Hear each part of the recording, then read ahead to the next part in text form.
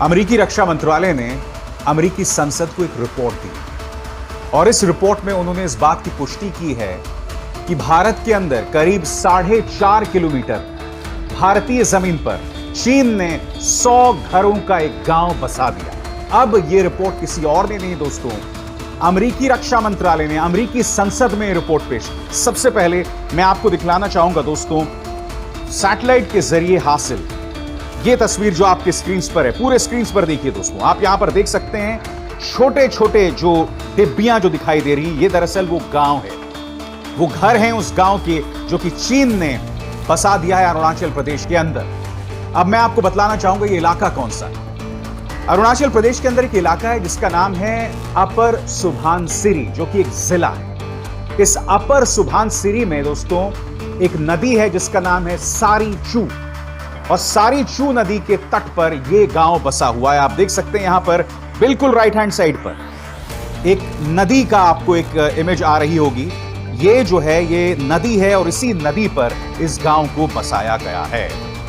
अमेरिकी रक्षा मंत्रालय ने जो रिपोर्ट अमेरिकी संसद में भेजी है उसमें उसने क्या कहा है दोस्तों, मैं आपको पढ़ के सुनाना चाहूंगा और फिर मैं इसका हिंदी अनुवाद करूंगा आपके स्क्रीन पर।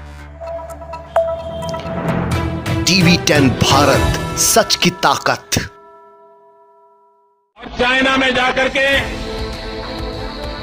चाइना के साथ उनकी इन जो हरकतों के खिलाफ आवाज उठानी चाहिए थी, लाल आंख कर करके चाइना को समझाना चाहिए था।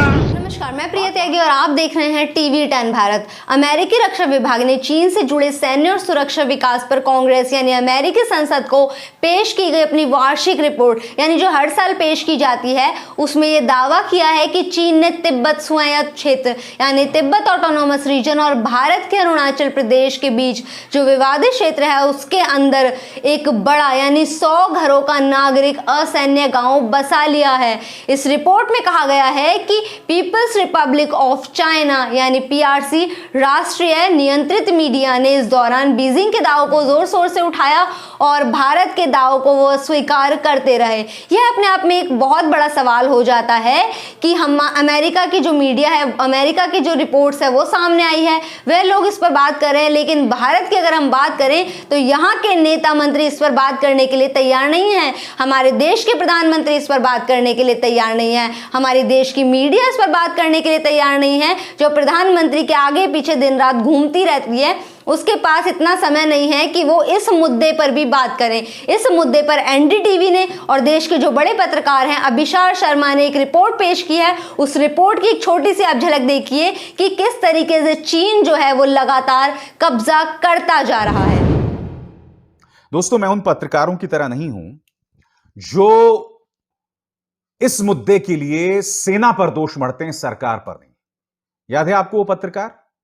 याद नहीं है तो सुना देता हूं। चीनी सेना हमारे जमीन पर आ गई और हम सोते रहे, ये सरकार पर सवाल नहीं होता है, ये सेना पर ही सवाल होता है, क्योंकि पेट्रोलिंग की ड्यूटी सरकार की नहीं होती है, सेना की होती है। आप कहते हैं कि चीन ने हड़प ली हमारी जमीन, तो ये फिर सेना के ऊपर सवाल हो जाता है। मैं ये भी नहीं भूला हूं दोस्तों कि प्रधानमंत्री नरेंद्र मोदी ने 2013 में एक रैली में कहा था कि चीन को लाल आंख दिखाने की जरूरत है।